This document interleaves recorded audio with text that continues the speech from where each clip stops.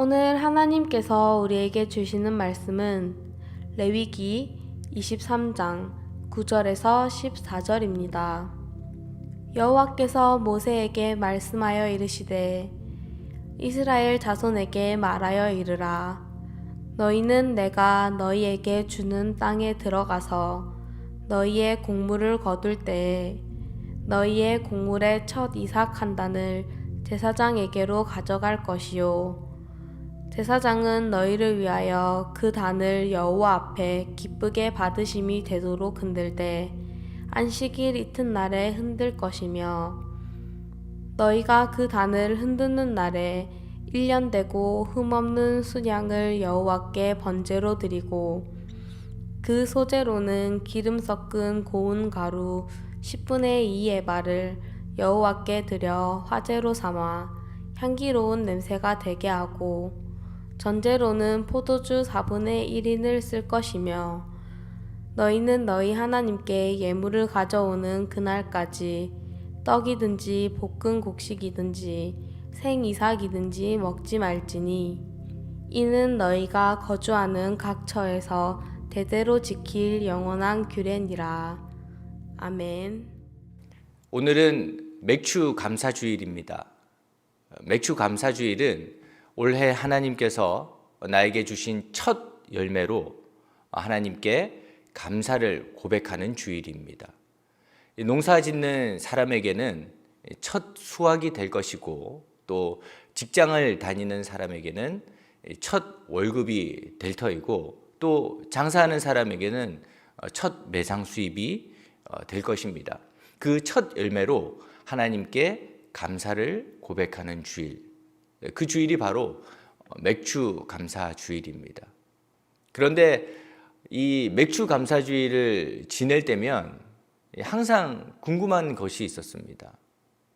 그것이 바로 뭐냐면 왜 하필 이 첫 열매를 하나님께 드려야 한다는 것일까?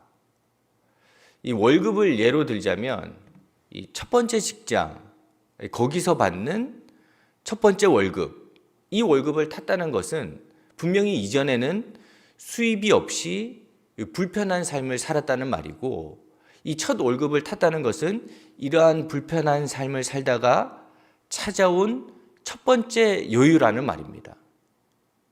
이 첫 열매를 얻을 때쯤에는 이전에는 열매가 없었을 가능성이 굉장히 크고 또 그러다 보면 이 여건에 따라서 이곳에도 쓰고 저곳에도 채워야 할 그런 이유들이 존재할 테고 그러다 보면 여건에 따라서 두 번째, 세 번째, 네 번째로 감사한 마음을 담아서 하나님께 그 감사의 고백을 드릴 수도 있을 텐데 이 성경은 우리에게 왜 첫 번째 열매를 하나님께 드리라고 그렇게 강력하게 선포하고 있을까? 그런데 우리는 여기서 하나님의 마음을 생각해 보아야 합니다.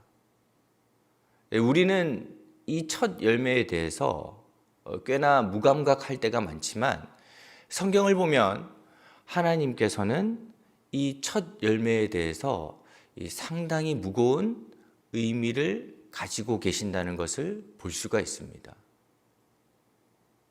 이스라엘 백성들이 가나안 땅에 들어갈 때를 보면 하나님께서 첫 열매만큼은 반드시 하나님께 바치라고 말씀하고 있습니다. 그것이 오늘 본문 10절과 14절 말씀입니다. 이스라엘 자손에게 말하여 이르라. 너희는 내가 너희에게 주는 땅에 들어가서 너희의 곡물을 거둘 때에 너희의 곡물의 첫 이삭 한 단을 제사장에게로 가져갈 것이요. 너희는 너희 하나님께 예물을 가져오는 그날까지 떡이든지 볶은 곡식이든지 생 이삭이든지 먹지 말지니 이는 너희가 거주하는 각 처에서 대대로 지킬 영원한 규례니라. 이 광야에서 40년 동안 만나만 먹었던 이스라엘, 이 이스라엘 백성들에게 비로소 가나안 땅에서 농사짓고 가나안 땅에서 거둔 첫 열매, 첫 수확이 얼마나 감격스러웠겠습니까?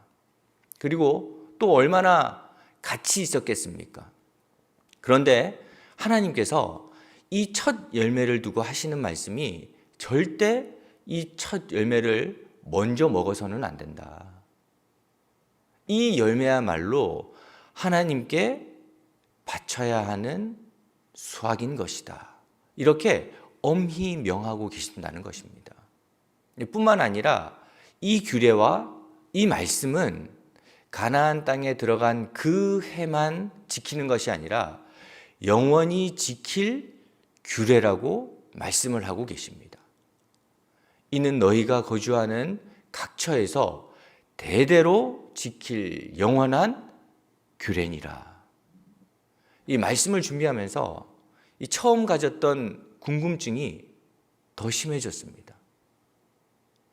하나님께서는 왜 이렇게 첫 열매, 첫 감사 이것을 강조하셨을까? 오늘 성경은 우리에게 이렇게 말씀하고 있습니다. 이 첫 열매, 첫 감사, 우리의 첫 번째 고백, 이것을 통해서 앞으로를 약속하시는, 미래를 책임지시는 그 하나님을 바라보라는 것입니다. 사실 이 첫 열매를 거둘 때, 이때는 언제나 1년 중에 가장 어려운 때입니다. 그렇기 때문에 이스라엘로서는 이런 질문을 가질 수밖에 없습니다. 왜 하필 이 첫 열매를 하나님께 바치라는 것인가? 아직 믿음이 성장하지 못한 그런 백성들도 분명히 물었을 것입니다. 그간 이렇게나 힘들었는데 이 첫 열매를 얻기까지 우리가 얼마나 고생을 했는데 그 시기를 지나온 다음에 얼마 만에 가지는 첫 여유인 것인데 하필 이 첫 열매를 하나님께서는 바치라고 하는 것입니까? 백성들이 이런 궁금증과 의문을 가지고 있을 때에 하나님께서 아주 중요한 말씀을 해주십니다. 너희가 애굽의 종살이를 하는 중 하나님께서 마지막 재앙으로 애굽의 모든 처음 난 것을 죽이실 때 너희는 어린 양의 피를 문지방과 설주에 발라 그 재앙에서 건져 주셨음을 기억하라. 이 말씀 속에는 아주 중요한 하나님의 마음과 의미가 담겨져 있습니다. 이 맥주감사절에 하나님께서 원하시는 것은 단순히 우리의 첫 열매가 아닙니다.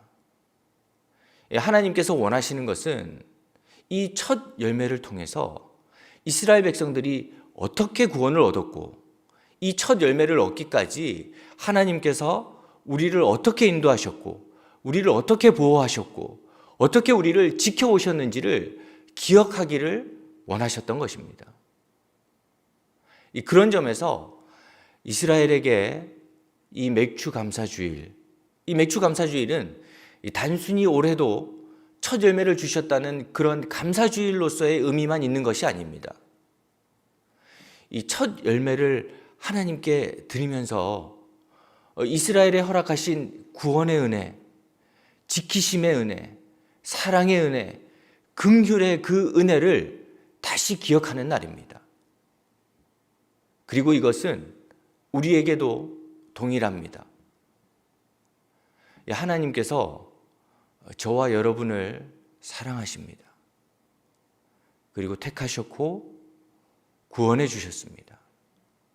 십자가를 보고 있자면 문득문득 그런 생각이 들 때가 있습니다. 내가 과연 구원받을 만한 자격이 있을까? 내가 그렇게 대단한 그 사랑을 받아 누릴 자격이 있을까? 하나님께서 나를 사랑해 주시고 또 나의 어떠함과 상관없이 나를 택하시고 나를 구원해 주셨다는 것, 이것은 그야말로 설명할 수 없는 은혜입니다. 계산이 안 되는 사랑이고 또 이해가 되지 않는 그런 사랑입니다. 우리는 예수님께서 말씀하신 탕자의 이야기를 잘 알고 있습니다. 이 아버지가 일찍 죽기만 바라던 그 둘째 아들, 아버지가 죽기만 기다리다가 아버지에게 이렇게 얘기합니다. 아버지께서 돌아가시고 난 다음에 줄 재산을 지금 주세요. 이 당시 중동의 문화로서는 그런 아들은 있어서는 안 될 존재였습니다. 그야말로 내쫓아 버려야 마땅한 그런 아들이었습니다. 그런데 성경을 보면 아버지는 그런 둘째 아들에게 유산을 미리 주었습니다. 그런데 아니나 다를까 결국 그 둘째 아들은 그것을 모두 다 탕진해 버리고 맙니다. 그리고 굶어 죽게 되어서야 그제서야 아버지 집으로 다시 돌아왔습니다. 그런 아들을 누가 받아주겠습니까? 그런 아들을 누가 기뻐하겠습니까? 그런 아들을 보며 어찌 사랑 가득한 환한 웃음만 지을 수 있겠습니까? 그런데 성경을 보면 기적 같은 일이 일어납니다.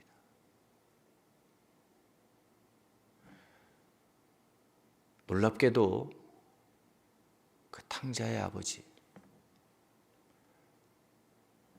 탕자의 아버지는 문 밖까지 달려가서 그 아들을 안아주고 또 가락지를 끼워주고 좋은 옷을 입혀주고 잔치까지 베풀었습니다.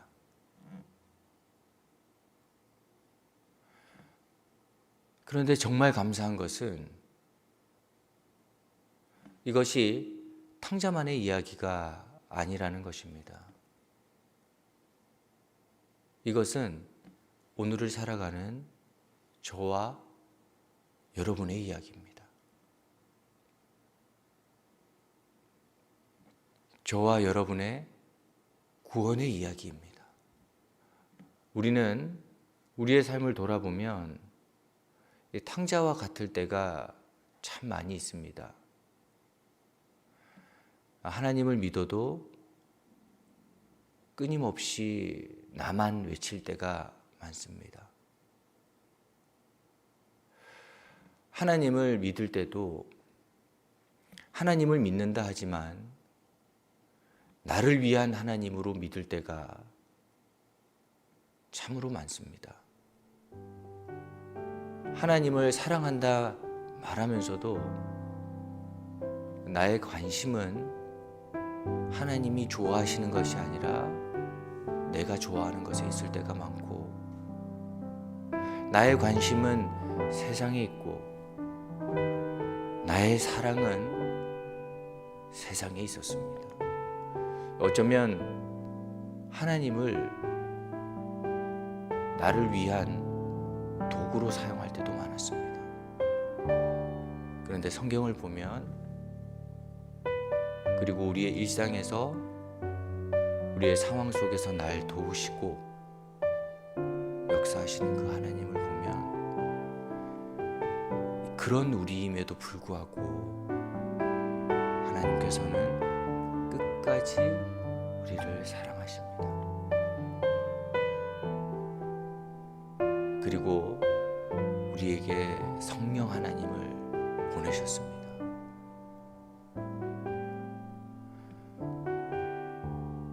그리고 우리의 어떠함과 상관없이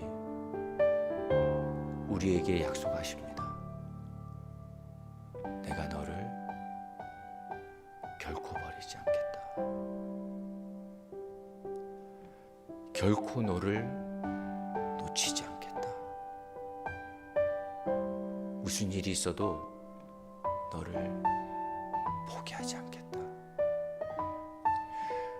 말씀을 준비하면서 오랫동안 가졌던 그 질문들도 정리가 되었습니다. 하나님께서 우리에게 이 맥주 감사주일, 이 첫 열매로 감사를 고백하는 주일, 그 주일을 지키게 하시는 이유가 무엇일까? 우리가 구원받음을 확신한다면 우리 자신은 하나님의 은혜로 말미암아 존재한다는 그 사실을 기억하라는 것입니다. 그리고 첫 열매를 통해서 앞으로 모든 것을 공급하시는 그 하나님, 첫 열매를 통해서 우리의 미래를 책임져 주시는 그 하나님, 첫 열매를 드리며 하는 그 감사의 고백을 통해서 우리를 지키시는 그 하나님을 바라보라는 것입니다. 이제 또 새로운 한 주를 살아가게 됩니다. 이 새로운 한 주를 살아가면서 오늘 말씀을 기억하시기 바랍니다. 우리를 구원하신 하나님, 끝까지 우리를 사랑하신 하나님, 그리고 성령님을 보내주시고 오늘도 우리와 함께 하고 계시는 그 하나님, 그 하나님을 기억하며 감사를 고백하고 나의 첫 열매를 주님께 드리며, 주님, 오늘의 내가 있을 수 있는 이유는 주님의 지키심 때문이고 주님의 인도하심 때문임을 내가 믿고 고백합니다. 그리고 그 고백을 통해서 영원히 나와 함께 하시는 그 하나님, 우리의 어떠함과 상관없이 우리의 미래를 책임지시는 그 하나님, 그 하나님의 승리를 맛보며 살아가는 여러분들 되시기를 간절히 바랍니다. 거룩하신 하나님 아버지, 은혜와 사랑을 감사드립니다. 오늘 주신 말씀을 통해 우리가 이 혼란스러운 세상을 어떻게 살아가야 하는지 가르쳐 주셨사오니 우리의 마음에 감사가 넘쳐나게 하시고 감사가 넘쳐나는 고백을 하게 하시며 주님을 향한 사랑을 고백하는 주님의 백성 될 수 있도록 우리들을 인도하여 주시옵소서. 예수님의 이름으로 기도드립니다. 아멘. 구주 예수 그리스도의 크신 은혜와 하나님 아버지의 무한하신 사랑하심과 성령 하나님의 놀라우신 역사하심과 교통하심이 우리의 일상이 감사로 넘쳐나고 우리의 삶이 감사의 고백으로 넘쳐나기를 다짐하는 하나님의 백성들 머리머리 위에, 저들의 가정과 생업 위에 영원토록 함께 하시기를 간절히 축원하옵나이다. 아멘.